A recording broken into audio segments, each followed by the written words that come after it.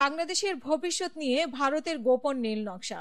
বাংলাদেশের রাজনীতিতে এক নতুন বিতর্ক শুরু হয়েছে, যার কেন্দ্রে রয়েছে ভারতের রাজধানী দিল্লি।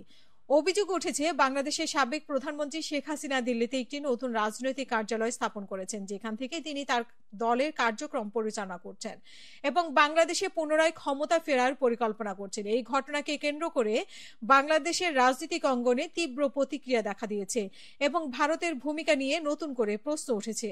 সাম্প্রতিক ছাত্র জনতার অভ্যুত্থানের পর শেখ হাসিনা ভারতে আশ্রয় নিয়েছেন। ভারত সরকার তাকে কেবল আশ্রয় দেয়নি, বরং একটি পূর্ণাঙ্গ রাজনৈতিক কার্যালয় দিয়েছে বলে জানা গেছে।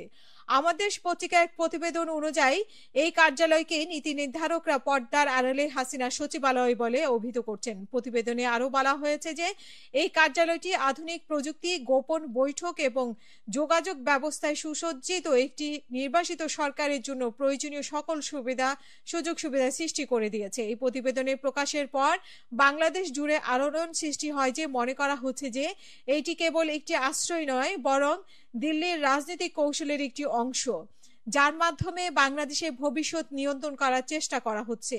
বিভিন্ন গণমাধ্যমে প্রতিবেদন অনুযায়ী আগস্টের শুরুতেই শেখ হাসিনা দিল্লিতে তার ঘনিষ্ঠ কয়েকজন নেতাকে নিয়ে একটি বৈঠক করেন। সেই বৈঠকে ওবায়দুল কাদের, আসাদুজ্জামান খান কামাল, জাহাঙ্গীর কবির নানক, মোফাজ্জল হোসেন মায়া এবং সুজিত রায় নন্দীর মতো আওয়ামী লীগের শীর্ষস্থানীয় নেতারা উপস্থিত ছিলেন। বৈঠকের মূল বিষয় ছিল আওয়ামী লীগের ভবিষ্যৎ কর্মপন্থা ও ক্ষমতায় ফেরার রোডম্যাপ তৈরি করা। ভারতের প্রভাবশালী প্রেস ক্লাব অফ ইন্ডিয়ার সভাপতি গৌতম লাহিড়ীর একটা মন্তব্যে এই বিতর্ক আরো উস্কে দিয়েছে। তিনি বলেছেন, বাংলাদেশে যে কোনো সময় অভ্যুত্থান হতে পারে। ডক্টর ইউনূস দেশকে যেদিকে নিয়ে যাচ্ছে তা হয়তো ভারত মেনে নেবে না।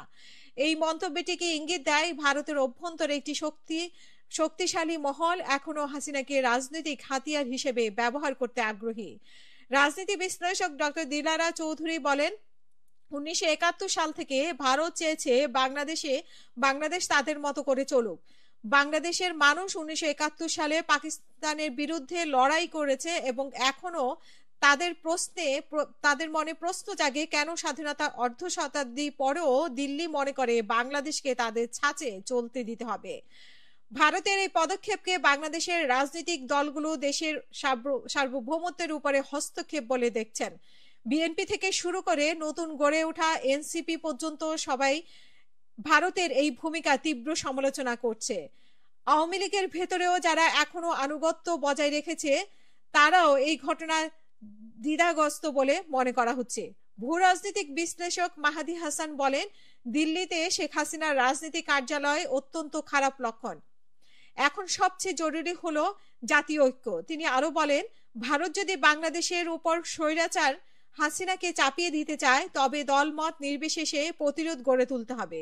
সারা দেশে সাধারণ মানুষের মধ্যে উদ্বেগ ছড়িয়ে পড়েছে। চায়ের দোকান থেকে শুরু করে বিশ্ববিদ্যালয় ক্যাম্পাস পর্যন্ত সর্বত্রই একই আলোচনা, দেশের ভবিষ্যৎ কি এখন দিল্লি থেকে লেখা হচ্ছে কিনা।